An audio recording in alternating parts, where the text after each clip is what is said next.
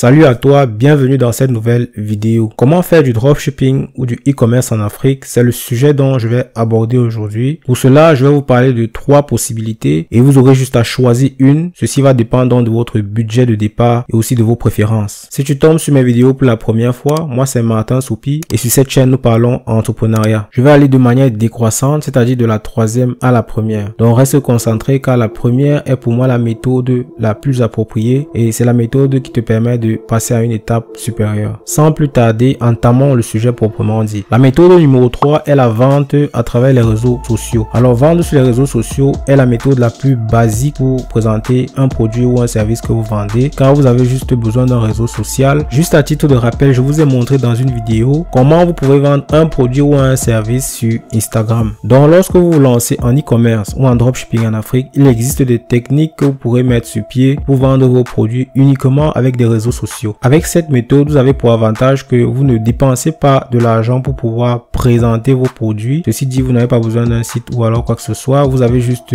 vos réseaux sociaux que vous exposez. Comme inconvénient, beaucoup de vos potentiels clients vous poseront énormément de questions, comme par exemple, est-ce que vous avez une boutique physique? Est-ce que vous avez un site internet? Et une fois que vous répondrez négativement, une bonne partie de ces clients vont abandonner et ils ne vont plus passer à l'action. Donc, ils ne vont plus acheter vos produits. La méthode numéro 2 est la vente sur les marketplaces ou alors tout simplement sur les places de marché en français. Pour ceux qui ne savent pas ce que c'est qu'une place de marché ou une marketplace, c'est tout simplement des plateformes où tout le monde peut avoir un profil de vendeur et exposer ses articles pour pouvoir les vendre à un public. En Europe, en Amérique ou bien dans le monde, par exemple, le leader que vous connaissez tous, c'est Amazon. Donc Amazon est ici considéré comme une plateforme, comme une marketplace où chacun peut venir avec un produit, créer un profil et exposer les images et les descriptions et le vendre. Dans le cas de l'Afrique, par exemple, Jumia est considéré comme une plateforme aussi, comme une marketplace, mais à côté de Jumia, il y a énormément de concurrents. Je prends l'exemple du Cameroun où Jumia n'est plus. Bien avant que Jumia n'arrive, il y en avait déjà des plateformes et aussi après le départ du Jumia, il y a des plateformes. Jusqu'à présent, il y en a énormément de plateformes. Donc, si à part les réseaux sociaux, tu te demandes comment est-ce que tu peux vendre tes produits, mets-toi en tête qu'il y a une possibilité qui s'ajoute, c'est la vente à travers des marketplaces ou tout simplement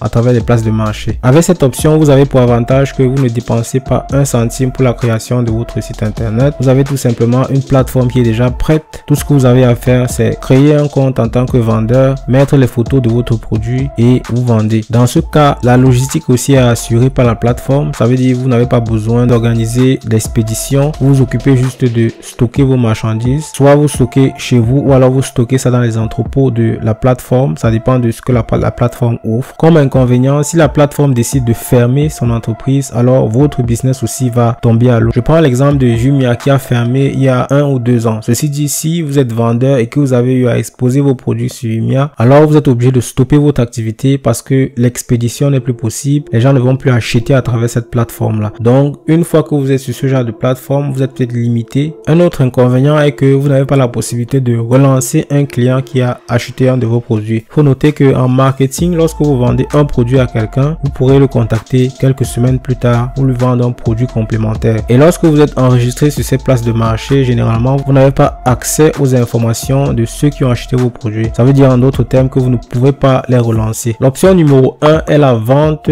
à travers son propre site internet. Lorsque vous vendez un produit sur votre propre site internet, alors vous avez la maîtrise complète même de votre activité ou bien de votre business. Comme avantage, déjà, la première chose est que c'est professionnel. Lorsque vous vendez sur votre propre site internet, tout a l'air professionnel. Deuxièmement, vous ne dépendez d'aucune plateforme parce que vous êtes le maître de votre activité. Vous avez votre site, vous avez votre produit, votre stock et rien ne vous empêche de vendre aussi parallèlement sur les places de marché comme par exemple Amazon. Donc, vous pouvez avoir votre site internet et vous vendez sur Amazon, vous vendez sur eBay, vous pouvez aussi tout simplement avoir votre produit et le vendre sur Jumia si vous êtes en Afrique ou sur d'autres concurrents qui sont dans chaque pays. Un autre point positif est que vous avez la possibilité de relancer vos clients. Donc, une personne qui achète un produit sur ton site internet, tu as la possibilité de le contacter plus tard par email ou alors par SMS pour vendre un produit complémentaire. Je vais aussi citer quelques inconvénients, si je peux appeler ça comme inconvénient. En fait, vous dépensez un peu plus d'argent car vous devez concevoir un site internet parce que n'oubliez pas que pour avoir la maîtrise complète d'un business, il faut toutefois dépenser un peu d'argent. Donc, c'est le prix à payer si vous voulez choisir cette option-là. Un autre point aussi est que vous devez résoudre le problème de la logistique. Lorsque vous avez votre business entier que vous gérez, alors il est important pour vous de trouver une solution pour les livraisons. Ce que vous allez faire, c'est que dans votre localité, vous allez juste